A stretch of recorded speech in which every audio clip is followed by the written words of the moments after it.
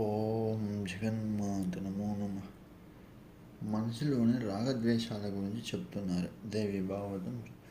ధర్మానికి ఉన్న 4 పాదాలలో మొదటిది సత్యం, రెండవది శౌచం, మూడవది దయ, నాలుగవది దానం. ఇవే లేకపోతే ధర్మమే నిలబడదు కదా. 100 యజ్ఞాలు చేసి ఏనాడు ధర్మం తప్పని దానశీలుడైన బలిని మోసం చేయడానికి నిర్ణయించుకొని మరి విష్ణువే వామనుడయ్యాడు కదా. అసలు ఆ ఇద్దరిలో విజయాన్ని ఎవరు పొందారు, వివరంగా చెప్పమని అడిగాడు వ్యాసుని జన్మేంజయుడు. జన్మేంజయ మహారాజా, నీకెందుకు ఆ సందేహం? విజయము బలిచక్రవర్తినే వర్ణించింది. బలి బ్రహ్మాండాన్నంతటిని దానం చేసి మహానుభావుడయ్యాడు. మోసం కోసం వామనుడైన మహావిష్ణువు ఏదో మాట వరుసకి త్రివిక్రముడు అనిపించుకున్నాడు. పైగా విష్ణువు బలిచక్రవర్తి ద్వారపాలకుడయ్యాడు. సమస్త ధర్మాలకు మూలాధారం సత్యమే. శరీరాన్ని ధరించిన వాళ్ళకి దాన్ని పాటించడం అసాధ్యం. బహు విధాలుగా వ్యవహరించే మాయాశక్తి మిక్కిలి బలమైనది. దానికున్న 3 గుణాలతో ప్రపంచాన్నందరికీ రంగులను పులుముతుంది. అందువలనే మోసమే సత్యంగాను, సత్యమే మోసంగాను కూడా అనిపిస్తూ ఉంటాయి. ఈ 3 గుణాలు కలయిక అనేది సనాతనం. ఎక్కడో సంఘరహితులు, దేనిని స్వీకరించని వాళ్ళు, సత్యపరాయణులు, రాగహితులు, ఏ విధమైన కోరికలు లేని వాళ్ళు ఉంటారని చెప్తూ ఉంటారు. సగుణంలో నుంచే సగుణము వస్తుంది, కానీ నిర్గుణము ఎట్లా వస్తుంది? వేదాంగాలు, పురాణాలు, ధర్మశాస్త్రాలు అన్నీ సుగుణమైనవే, సగుణాలు రచనలే. అందువలనే వీటిని ఏకవాక్యత ఉండకపోవడము అనేది ఉంది. మాయ చేత మోహింపబడి మానవ ధర్మాన్ని ధరించిన వాడికి స్థిరమైన చిత్తము ఉండదు. పైగా మనస్సు ఇంద్రియాల చేత ఆకర్షింపబడుతుంది, వాటి వెంట పరుగులు పెడుతుంది. దానితో అనేక గుణాలతో మానవుడు ప్రేరేపింపబడుతూ అనేక కోరికలను, ఆలోచనలను పొందుతూ ఉంటాడు. బ్రహ్మ నుండి గడ్డి పరక దాకా అంతటా అన్నిటా వ్యాపించి ఉన్నది కూడా మాయా స్వరూపమే. ఇంద్రియాలు కోరుకున్న దానిని పొందలేకపోతే మనిషిని అసత్యం వైపు తిప్పేస్తాయి. దానితో అనేక దారులు వెతుక్కుంటూ ఇంద్రియాలకు తానే అనుకూలుడై మానవుడు తిరుగుతూ ఉంటాడు. బయట శత్రువుల మాట ఎట్లా ఉన్నా మన లోపల ఉండే కామ క్రోధాలనే శత్రువులకి చిక్కకుండా తప్పించుకోవడం ఎవరికీ సాధ్యం కాదు. అప్పుడు ఇది చేయవచ్చు, ఇది చేయకూడదు అనే వివేకాన్ని కోల్పోవడం జరుగుతుంది. అందువల్ల చేయకూడని పనులను మరీ చేసి మహాపాప కూపంలో పడిపోతూ ఉంటాడు మానవుడు. ఐశ్వర్యము సమకూరింది అంటే అహంకారము స్థిరంగా చోటు చేసుకుని పీట వేసుకుని మరీ కూర్చున్నట్లే. అహంకారంలో నుంచే మోహం వల్లే చివరిగా వచ్చేది మరణమును. మనసే సంకల్పములకు, వికల్పాలకు మూలస్థానం. ఆ మనసులోనే ఈర్ష్య, అసూయ, ద్వేషము, ఆశ, కోరిక, దీనత్వము, దర్భం, ఆదర్శము ఇట్లే అనేకములు పుట్టుకొస్తూ ఉంటాయి. అయితే వీటన్నిటికీ మూలము మాత్రం మోహమే. ఆర్భాటంగా అంతఃశుద్ధి లేకుండా చేసే ఏ పనైనా ప్రయోజనం లేనిదే. ఏ పనికైనా అంతఃశుద్ధి, ఏ కార్యానికైనా ద్రవ్యశుద్ధి ఉండి తీరాల్సిందే. ఎవరికి ఏ విధమైన ద్రోహము, ఎవరిని ఏ విధంగానూ మోసగించకుండా న్యాయంగా సంపాదించిన ధనమును మాత్రమే ధర్మకార్యాలకు వినియోగించడమే ఉత్తమోత్తమం. ఒకవేళ అక్రమంగా సంపాదించిన ధనంతో ధర్మకార్యాలు నిర్వహిస్తే రావలసిన మంచి ఫలితాన్ని బదులుగా విపరీతమైన ఫలితాలు వస్తాయి. పుణ్యము మాట్లాడటం మంచి భావము తుమ్మ బంకలాగా అంటుకుంటుంది.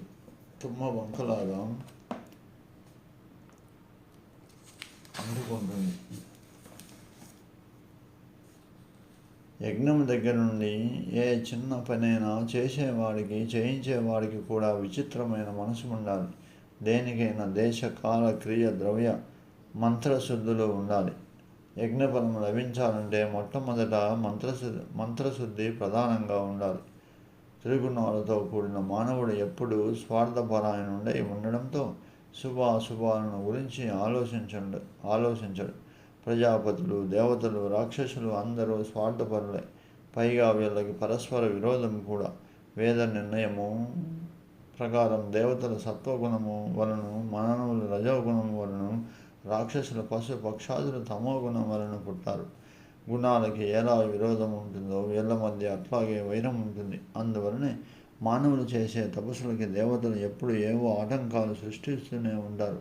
అసలు ఈ సంసారమే అహంకారంలో నుంచి పుట్టింది కదా. మరి ఇక్కడ రాగద్వేషాలు లేని వాడిని ఎట్లా చూడగలమో చెప్పు మహారాజా. ద్రోహి చింతన అనేది లేనటువంటి ధర్మాత్ముడు ఈ సృష్టిలో నీకు దొరకడు. కేవలం ఈ కలియుగంలో మాత్రమే కాదు, సత్యయుగంలోనూ అంతే. దేవతలు ఈర్ష్య కలిగి ద్రోహ చింతనలై మోసం చేస్తూ ఉంటారు. మరి ఇంకా మనుషులు, పశుపక్షాదుల సంగతి చెప్పేదేలా. ద్రోహం చేసిన వాడికి ద్రోహం చేయడం సమతత్వం, ద్రోహం చేయని వాడికి మిక్కిలి శాంతికాముడికి ద్రోహం చేయడం నీచతత్వం. లేకపోతే ఎక్కడో అడవిలో ముక్కు మూసుకొని తపస్సు చేసుకుంటూ కందమూలాలు తింటూ కాలం గడిపే మహర్షుల తపస్సులను ప్రత్యేకించి పని పెట్టుకుని ఇంద్రుడు భగ్నం చేయడం దేనికి చెప్పు. ఈ చరాచర జగత్తంతా రాగద్వేషాలతో నిండి ఉండడమే ఈ విధమైన ప్రవర్తనకి కారణం. ఏది ఏమైనా, ఎక్కడైనా, ఎప్పుడైనా సజ్జనులను సత్యయుగమే, అసజ్ఞులకు నిరంతరము సర్వంతర కలియుగమే. మధ్యస్థులకు మధ్యయుగము. సత్య ధర్మాపరుడైన ఉత్తమ వ్యక్తి ఎక్కడో యుగానికి, ప్రపంచానికి ఒకే ఒకడు పుడతాడు. మిగిలిన వారంతా అధర్మ పరాయణులేనని వేరుగా చెప్పనవసరం లేదు. ధర్మం మీద ఆసక్తి కలగాలన్నా, లేకుండా పోవాలన్నా కూడా పూర్వజన్మ వాసన ముఖ్యమైన కారణం. వాసన మలినమైతే ధర్మం కూడా మలినమే అవుతుంది. పూర్వము బ్రహ్మ మానవ పుత్రుడై పుట్టిన ధర్ముడు సార్థక నామదేవుడై దక్షుని 10 మంది కుమార్తెలను వివాహమాడి గృహస్థ జీవితం గడుపుతూ ఉండగా వాళ్ళకి హరి, కృష్ణుడు, నరుడు, నారాయణుడు అనే 4 పుత్రులు పుట్టారు. మొదటి 2 నిరంతరము యోగాభ్యాస పారాయణులవగా చివరి 2 హిమాలయాల్లోకి బదరికా ఆశ్రమంలో తపోనిష్ట గరిష్ఠులయ్యారు. వీళ్ళ తపో సృష్టికి దేవేంద్రుడు దడదడలాడుతూ ఎట్టా వీళ్ళిద్దరిని తపస్సును భంగం చేయాలా అని చూస్తూ ఉన్నాడు. స్వయంగా తానే వెళ్ళి శతవిధాల ప్రయత్నించాడు. అయినా వాళ్ళలో ఏమాత్రం చలనం కనపడలేదు. దేవేంద్రుడు కంగారు పడాడు. ఎట్లా వీళ్ళని లొంగదీసుకోవాలని ఆలోచించాడు. నరనారాయణుడు 2 మహామాయ ఆరాధకులు. వాళ్ళని దేవేంద్రుడు చూసే చిన్న మాయలు ఏమి చేయగలవు చెప్పు. మరొక ప్రయత్నంగా దేవేంద్రుడు మన్మధుడిని, శశీదేవి, వసంతుడిని, రంభ దప్యరవస్థలని పంపించాడు. ఎట్లాగైనా నరనారాయణుని తపస్సులో నుంచి బయట పడేయామని. వసంతుడు తన ఋతుప్రభావాన్ని తన ప్రాంతమంతటా నింపాడు. శశి, మన్మధులు విజృంభిస్తూ 5 బాణాలు ఒకేసారి ఎక్కుపెట్టి ఉంచారు. అప్సరసలంతా గుంపులుగా చేరి మధురంగా పాడుతున్నారు. వసంతుడి ప్రభావంతో వచ్చే పరిమళాల అప్సరసల పాటల హోరు శశి మన్మధుల బాణాలు నరనారాయణను సృజించగానే వాళ్లకున్న అంతటి ధ్యాననిష్ట చెదిరిపోయింది. నారాయణుడు నరుడితో అక్కడున్న ప్రకృతి శోభను వర్ణించి చెబుతూ ఉన్నాడు. మనం చేస్తున్న తపస్సుకి భయపడే దేవేంద్రుడు చేసిన దుర్మార్గమే ఇదంతా కూడా అని అన్నాడు. మహర్షులు విషయాన్ని తెలుసుకున్నారన్న విషయము మన్మనాథులు తెలుసుకున్నారు. అప్పటి వరకు కనబడకుండా వాళ్ళ పనులు నిర్వహిస్తున్న మన్మనాథులు మహర్షులు ఎదుట ప్రత్యక్షమయ్యారు. నరనారాయణులు వాళ్ళిద్దరిని చూసి ముందు ఆశ్చర్యపోయి వాళ్ళని కోపగించుకోకుండా వాళ్ళిద్దరికీ అతిథి మర్యాదలు చేసి సత్కరించాలని నిర్ణయించుకుని వాళ్ళందరినీ ఈ పూట ఇక్కడే ఉండండి అని అడిగారు. నారాయణుడు ఆ క్షణంలో అహంకారం ఆవరించింది. మన తపస్సులను భంగనం చేయమని పంపిన దేవేంద్రుడికి వచ్చిన మన్మనాథులందరికీ మంచి గుణపాఠం చేర్పించాలని అనుకున్నాడు. నారాయణుడు తన తపశ్శక్తిని చూపించాలని అనుకుంటూ తన కుడి తొడ నుండి మెల్లగా ఒక దెబ్బ వేసుకునేసరికి ఓ సర్వాంగ సుందరి పుట్టుకొచ్చింది. అతడి తొడలో నుంచి ఉరుములో నుంచి